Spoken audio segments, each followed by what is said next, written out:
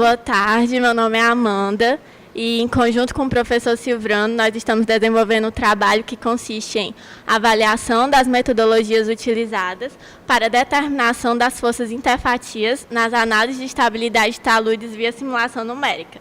E, seguindo as sugestões de vocês, foi acrescentado nas análises de estabilidade de taludes no título. Foi acrescentado nas análises de estabilidade de taludes no título para tornar ele mais claro para o leitor.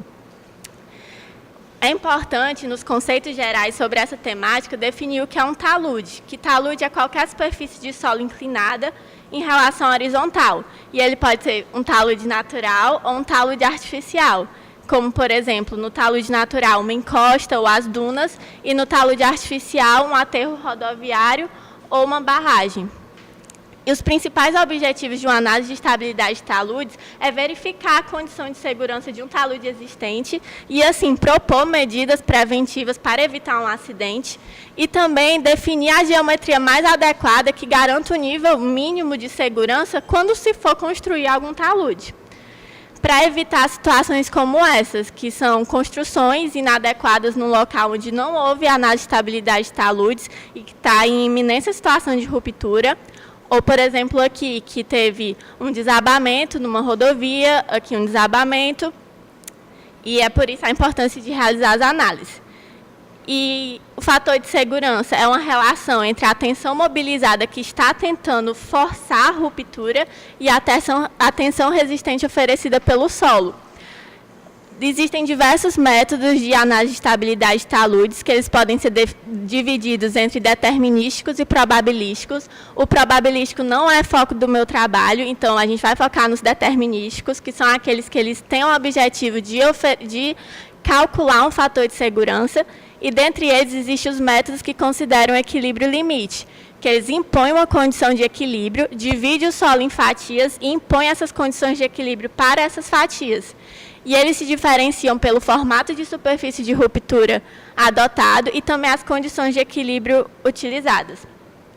Os métodos possuem diversas hipóteses, que eu não vou entrar aqui em assunto, e o USACE, que no seu manual para engenheiros, ele definiu nessa tabela as incógnitas em uma fatia de um solo, e ele mostrou se a magnitude ou a posição dessas incógnitas era conhecida ou não. Pode perceber que o total de incógnitas em determinações é 2n menos 2, sendo n o número de fatias, o que mostra que esse problema não é um problema determinado, e são precisos adotar hipóteses para torná-lo determinado e encontrar um fator de segurança. Fred Lenkran, em 1977, reuniu um artigo que é considerado uma das bases da mecânica dos solos na questão de estabilidade de taludes, as formulações dos métodos mais famosos, sendo que para todos os métodos que consideram equilíbrio de momentos, utilizam essa primeira formulação para o fator de segurança, todos os métodos que consideram equilíbrio de forças utilizam essa segunda formulação para o fator de segurança, e todos os métodos possuem a terceira formulação para a força normal na base da fatia, com exceção de Felenius. Então, qual a diferença dos métodos? A diferença dos métodos é como eles determinam as forças interfatias, que são as indeterminações do problema.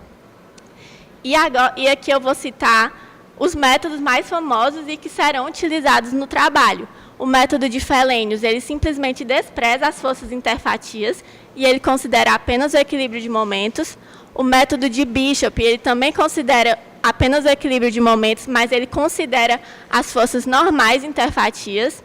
E o método de Mosten Price e o método de Spencer são considerados métodos rigorosos, porque eles consideram tanto o equilíbrio de momentos como o equilíbrio de forças. A única diferença é porque o método de Mosten Price ele adota uma relação entre as forças interfatias como uma função, e essa função varia de acordo com o tipo de solo, e o método de Spencer ele considera como uma constante. Os métodos de equilíbrio limite, eles possuem várias limitações, como, por exemplo, eles não levam em consideração a tensão deformação durante a fatia, eles consideram que o comportamento é uniforme durante a superfície de deslizamento e é um processo interativo, de tentativa e erro, até encontrar um fator de segurança que convirja. Nessa revisão bibliográfica, que eu tenho consciência que nesse início está uma fundamentação teórica, falta falar dos métodos que utilizam métodos numéricos, que atualmente é o nível mais atual da tecnologia na estabilidade de taludes, e apresentar trabalhos que compararam esses métodos e o que eles concluíram.